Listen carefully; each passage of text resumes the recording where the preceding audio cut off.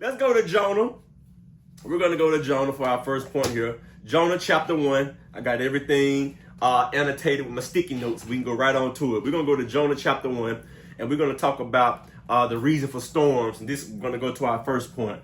And I believe that with the first point, the reason for some of the storms that we go through is to realign us. Sometimes the storms we go to is to realign us, to get us back in alignment with God's will. You have to understand that there is no, if there is no alignment, there is no assignment. You have to know that when God calls you to do forth and to walk forth in a certain thing, we have to be in line in every detail, in every step. Now, I know we're not perfect, but we have to be aligned with God. I mean, our heart have to be surrendered to how He has for us to go about doing that thing. So some storms come to realign us. And some of us, the reason we're not seeing the fulfillment of life and fulfillment of God's plans in our life is not because you are out of purpose. You're just out of position. I'm going to say it again. I'm going to try not to run. Some of us, we're not feeling fulfilled, not because you're out of purpose, but because you're out of position. And sometimes God allows storms to come into our life to reel us back in, to say, hey, you going this way, I need you to go this way. Come on back. Let me redirect you. Let me course correct you so we can get forward to going to purpose. So look what it says in Jonah chapter 1, familiar story, verse 1 through 4. It says, now the word of the Lord came to Jonah, the son of Amittai, saying, arise, go to Nineveh, that great city, and cry against it, for their wickedness has come up before me. But Jonah rose up to flee to Tarshish from the presence of the Lord, and he went down to Joppa, and he found a ship going to Tarshish. So he paid the fare thereof and went down into it to go with them into Tarshish from the presence of the Lord. Verse 4, but the Lord sent out a great wind into the sea, and there was a mighty tempest in the sea, so that the ship was like to be broken. So we see here that this storm is coming not only due to Jonah's disobedience, which is another reason for storms that we'll talk about, but we see that this storm is coming because God has called Jonah to a specific assignment, and Jonah is now running from that assignment. And now because he's running from it, God is using this storm to get Jonah back into position, which goes to my first point again. Sometimes the storms we go to is to redirect us, is to realign us. As I said earlier, there is no assignment if there is no alignment. And some of us, it's not because you're out of purpose, you're just out of position. I'm a big sports player, right? I love to play basketball, which is why I got this thing on my finger right here. I was playing basketball last Friday, man, and jammed my finger. And this the third finger on this hand that I done jammed. First it was the middle finger, then it was my thumb, and now it was this one. Going down on a fast break, going for a loose ball, my hand ran into the knee of the guy, jammed it, and it still swole a little bit. But that's why I got this on. Your boy be hooping now. I can give you buckets. I can give you the Bible and buckets if you want to test me. But I'm thinking about sports, right? Particularly with basketball, being out of position, how being out of position sometimes can cost you to win. I'm going to say it again.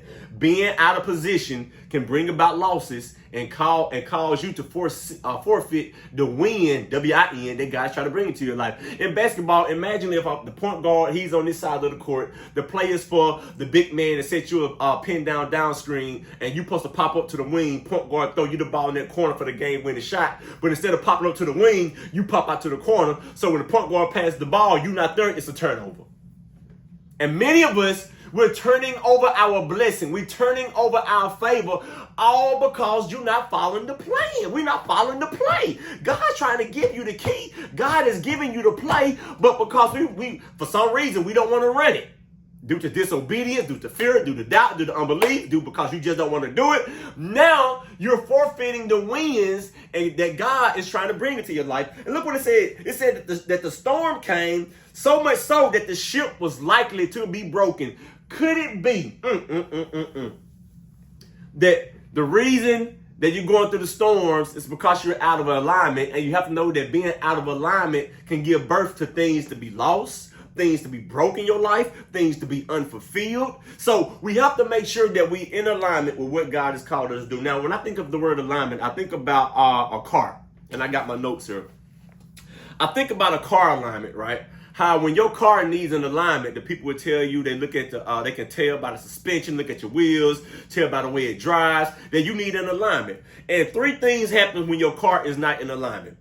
The first thing is this. It says that there is a pulling away to the left or to the right, meaning it's not driving straight, meaning it's going off course, and you have to constantly correct the car to get back on course because it's not in alignment. Now, one thing I hate with my kids is when I constantly gotta tell them to do something over and over and over and over. I gotta constantly correct them about doing something. I'm like, my goodness, how many times I gotta tell y'all to wash your daggone dishes when you put them in the sink? Now, this is the 35th time for the day.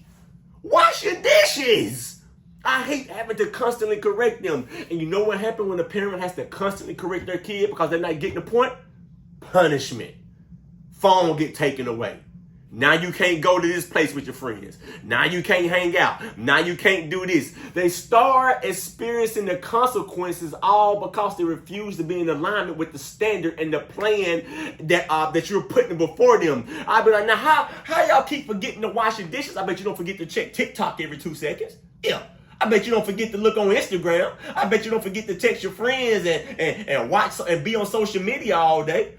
They walk around everywhere with their phone, shower, eating, going to school. They do it I bet you don't forget that daggone phone. How you forgetting to wash them daggone dishes? You know what I mean? But I hate having to constantly correct them. So when I have to do that, I got to put measures in place so I can get them back into alignment. It says that there's a pulling away. It says that when a car is not in alignment, it tends to drift. Woo!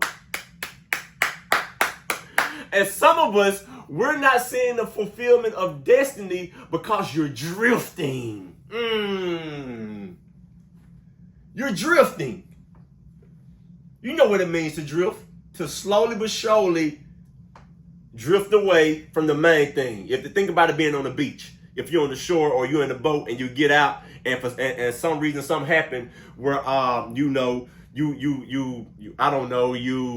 on a jet ski and you get tossed off, or you go swimming and a current comes and that current comes or that wave comes and causes you to drift away from the safety of the shore or from the safety of the boat or safety of the people that you're around.